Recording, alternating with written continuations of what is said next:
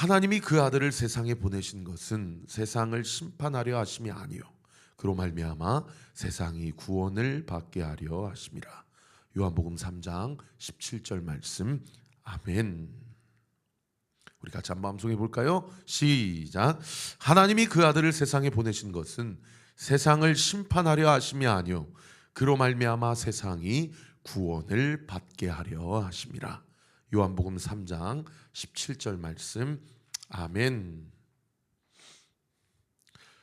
자, 새해 들어서 이제 요나서를 우리가 함께 살펴보게 됩니다.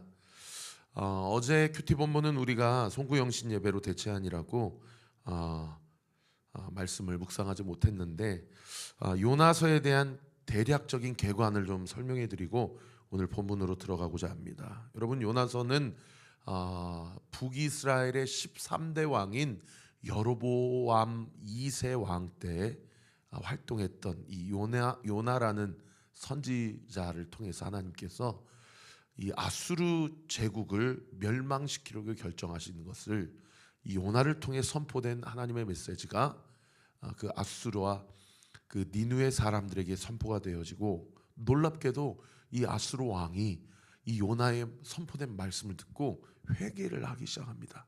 그래서 니느웨와 아수르가 멸망을 피했다라는 것을 기록하고 있는 본문이 이 요나서의 대략적인 내용이라고 보시면 되겠습니다. 이 니느웨는 아수르의 수도 도시 성읍을 말하는 것이고요. 이 요나의 이름의 뜻은 비둘기라는 이름의 뜻이고, 그 요나서 1장부터 4장까지 쭉 보면 그는 실수와 허물이 있고 그리고 고집과 교만이 대단한 그런 사람인데도 불구하고, 근데 비둘기라는 뜻은 이 이미지가 이 실수나 고집이나 교만과는 좀 어울리지 않는 그런 이미지지만, 그럼에도 불구하고 하나님께서 이 요나 선지자를 통해서 한 민족과 한 성읍을 회개하게 하셨다라는 것. 그래서 결국에 요나서의 주인공도 오직 여호와 하나님 한 분뿐이라는 것을 우리가 알 수 있죠. 또 한 가지 주목할 것은 이 유대인들의 이 특별한 이 선민의식입니다.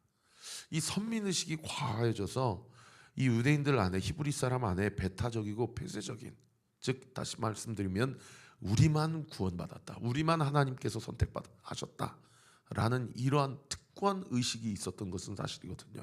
그런데 이 구약 성경 요나서를 통해서 하나님의 마음은 단순히 유대인들에게만 향한 것이 아니로 이방인들을 구원하시기를 기뻐하시는 하나님이라는 것을 우리가 요나서를 통해서 분명하게 묵상할 수 있다는 것도 아주 중요한 포인트라고 볼 수 있습니다.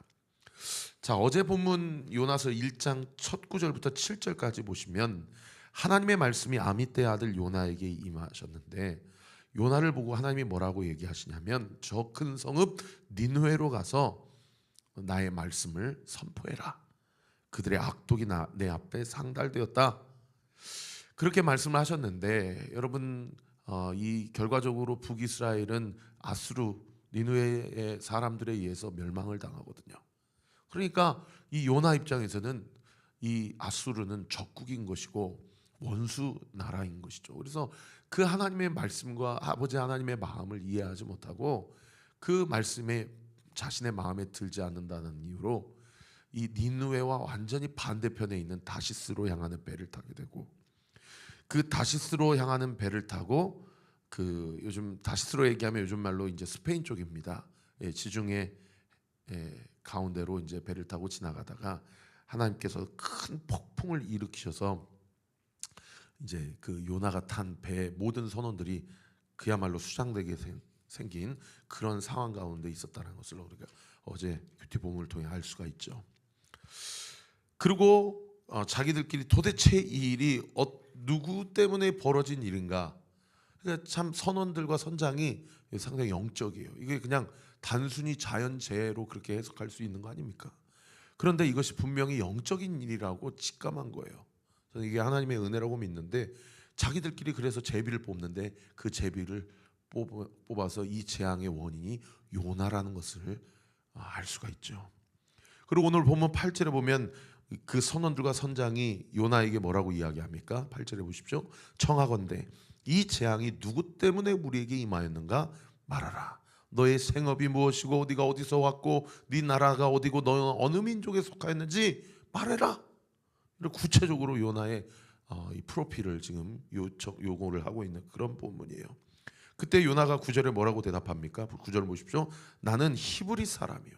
자기가 어느 민족인지를 당당하게 밝히죠. 그리고 히브리 사람의 특징 뭐냐? 고단 9절을 보십시오. 바다와 육지를 지으신 하늘의 하나님 여호와를 경외하는 자로라. 여기 경외하는 자다. 다른 번역 성경에 하나님을 두려워하는 자다. 그러면서 자기의 그 출신에 대해서 커밍아웃을 하고 10절에 뭐라고 얘기합니까? 왜 이런 재앙과 이 폭풍우가 들이닥쳤냐? 10절에 보십시오. 자기가 여호와의 얼굴을 피함인 줄을 그들에게 말하였으므로 우리가 알고 심히 두려워요. 여기 아까 9절에 경외하는 자다라는 히브리어 단어와 이 이야기를 듣고 선원들이 심히 두려워했다라는 이 히브리어 단어가 같은 단어입니다. 그러니까 결국에 요나의 그 부족함과 실수와 교만을 통해서도 하나님은 그 배 안에 하나님이 누구신지를 드러내고, 요나의 이 연약함을 통해서도 하나님은 그 선원들에게 하나님 자신이 누구신지를 계시하고 있다라는 것을 알 수 있는 그런 그 대목이죠. 여러분, 우리가 연약하고 부족한 우리의 삶을 통해서도 하나님은 하나님의 나라를 확장시키시고 복음 전도의 사명을 감당케 하신다는 사실을 믿으시기를 예수님의 이름으로 축원합니다. 중요한 건 뭐예요?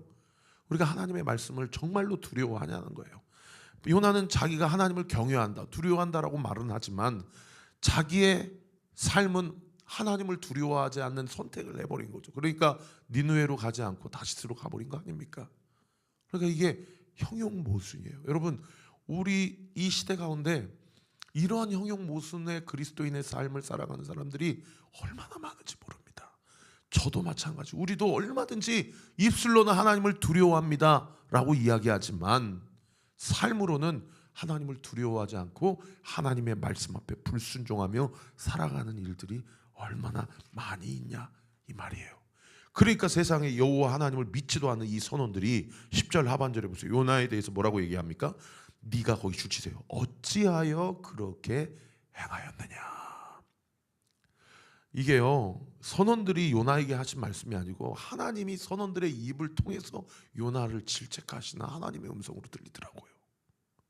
그 옆에 질문하기 묵상하기에 한번 써보세요. 내가 하나님을 경외한다라고 말은 하지만 정작 회피하고 있고 불순종하고 있는 하나님의 말씀과 하나님이 나에게 하시는 명령은 무엇인가?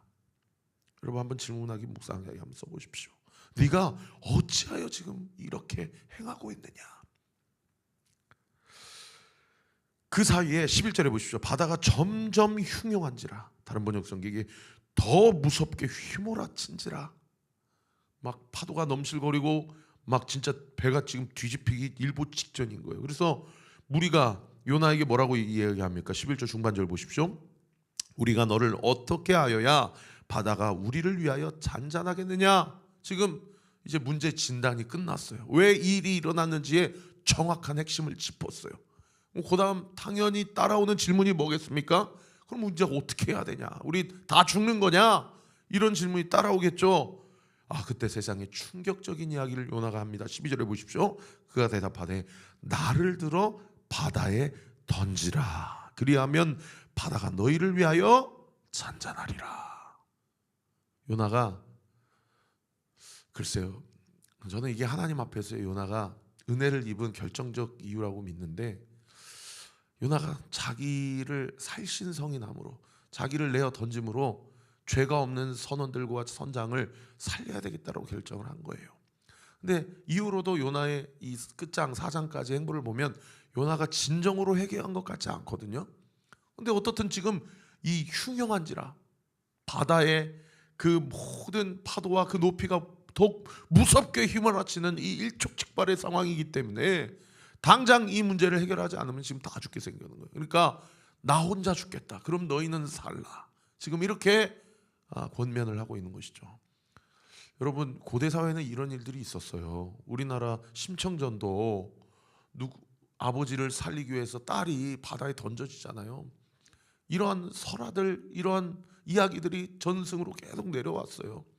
근데 그것은 단순히 그냥 심청의 효심을 부각시키기 위해서 만들어낸 이야기지만, 여러분, 이 요나 말씀은 정말 있었던 역사적 사실이고, 요나가 자기가 죽음으로 이 선원들과 선장을 살리겠다라는 믿음의 결단이에요. 그래서 마태복음 16장에 보면 이 바리새인과 서기관들이 예수님께 와가지고 네가 진짜 메시아면 한번 증거를 보여봐봐, 한번 표적을 보여봐봐 라고 그렇게 따질 때 예수님이 마태복음 16장 4절에 뭐라고 얘기하십니까?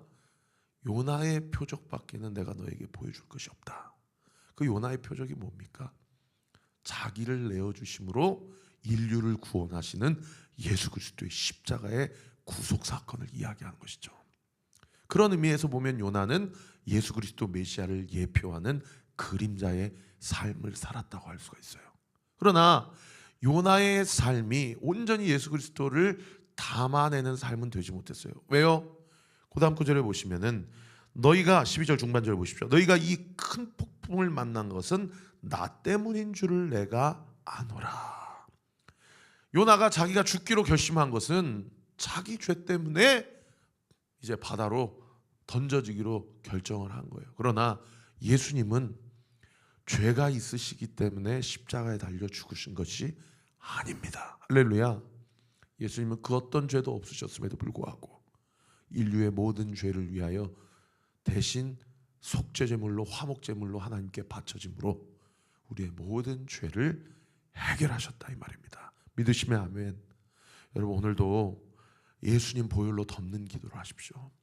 하나님, 내 마음과 생각을 보혈로 덮으시고 내 행위를 덮으시고 내 육신을 덮으시고 우리의 가정과 우리 교회를 예수님의 보혈로 온전히 덮어 주시옵소서. 할렐루야.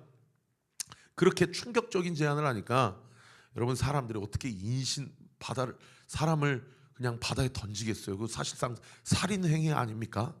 그렇게 못해요. 그래서 13절에 보세요. 그러나 그 사람들이 힘써 노를 저어 배를 육지로 돌리고자 하다가 바다가 그를 향하여 점점 더 흉용함으로 능히 못한지라. 요나가 자기 자신을 던지라고 그렇게 얘기했음에도 불구하고 이 이방인 선원들이 던지지를 못해요. 어떻게 사람을 죽일 수 있냐. 그래서 어떻든 자신의 힘으로 배를 육지로 돌리고자 하지만 그럴수록 더 파도의 크기가 더 휘몰아치게 크게 불어 닥쳤다라는 것이죠. 여러분, 여기서도 보면 무엇을 알 수 있습니까? 요나는 요나 한 사람 때문에 이렇게 공동체가 전체가 죽을 위기에 빠졌는데, 오히려 하나님 믿지 않는 이방인들은 한 생명을 얼마나 귀하게 여기고 그래도 어떻게 너를 던지냐, 우리 다 같이 살자, 이런 거 보면요, 참 어떤 의미에서는 교회 다니는 성도들보다도 안 믿는 성도들이 때로는, 그래서 하나님께서 믿지 않는 자들을 통해서 믿는 자를 부끄럽게 하신다. 가난한 자들을 통해서 부자를 부끄럽게 하시고 배우지 못한 자들을 통해서 배운 자들을 부끄럽게 하시는 것이 이게 하나님의 역사의 섭리이고 이 역설적인 사역이라는 것이죠. 여러분, 우리 중에 누가 선줄로 생각할 수 있겠습니까? 우리 안에 교만과 우리 안에 모든 아집들 다 주님 앞에 내려놓고 우리가 주님을 믿는 그 신앙의 연수가 쌓이고 그 기간이 길어질수록 더 겸손하게 하나님의 뜻을 묻고 하나님의 말씀 앞에 순종하는 저와 우리 모든 성도들 되시기를 바랍니다. 그러니까 14절에 이 하나님 믿지 않는 이방인 선원들이 그때야 비로소 하나님께, 여호와께 기도를 하기 시작해요. 뭐라고 기도합니까? 14절에 보십시오. 여호와여, 구하오니 이 사람의 생명 때문에 우리를 멸망시키지 마옵소서. 무죄한 피를 우리에게 돌리지 마옵소서. 주 여호와께서는 주의 뜻대로 행하심이니이다.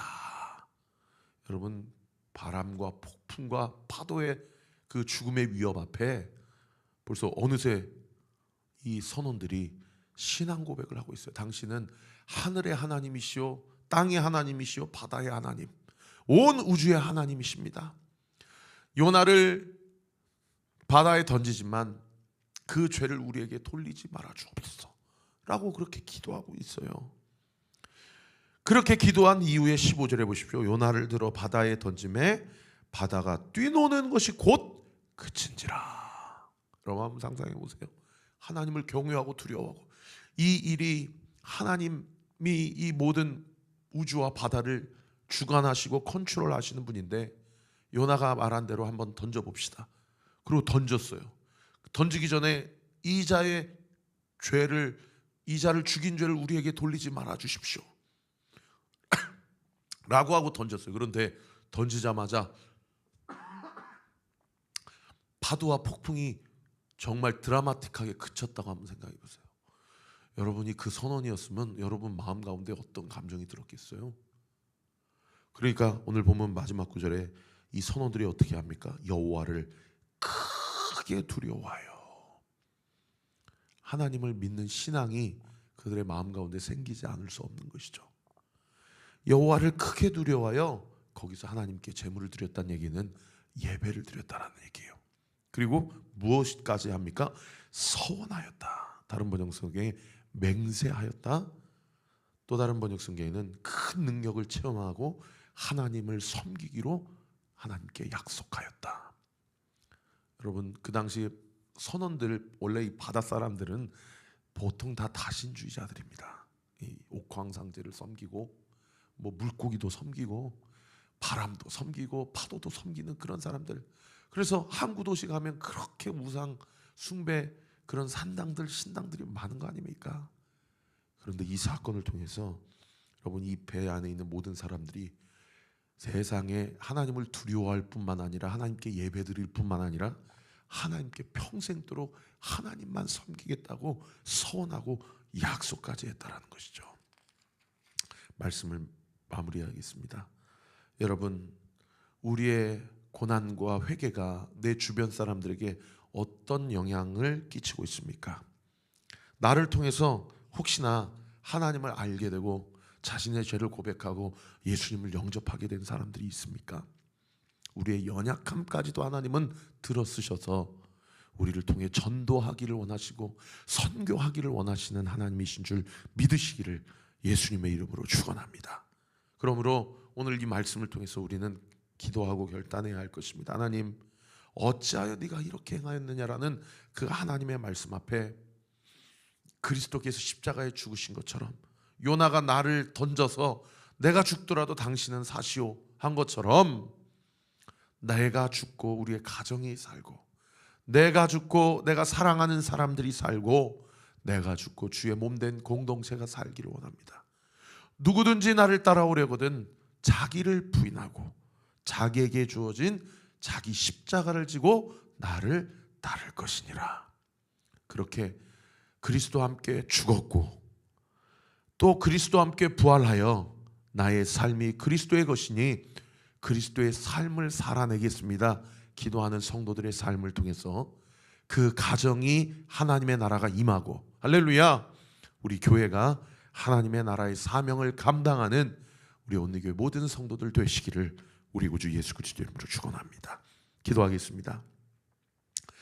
아버지 하나님 감사합니다. 오늘 요나서 말씀을 통해서 입술로는 하나님을 두려워하고 경외한다고 하지만 삶으로는 정작 하나님의 사명을 회피하고 하나님의 얼굴을 회피하는, 하나님 말씀 앞에 불순종하는 우리의 삶의 영역 주님 앞에 낱낱이 고백하고 철저하게 회개하게 하여 주옵시고, 아버지 하나님, 내가 당해야 할 그 모든 고난과 죄값을 이미 나를 대신하여 예수 그리스도께서 십자가에서 다 속량하셨음을 믿고, 나도 그분과 함께 십자가에서 죽었음을 믿고 나의 삶이 아닌 예수 그리스도의 삶을 살아내는 저와 우리 모든 온누교회 성도들 되게 하여 주옵소서. 이 새벽에도 각 골방에서 아버지 하나님께 간구하는 우리 사랑하는 성도들의 한숨과 기도를 주께서 온전히 응답하여 주시옵소서. 믿고 감사드리며 살아계신 예수 그리스도의 이름으로 기도합니다. 아멘.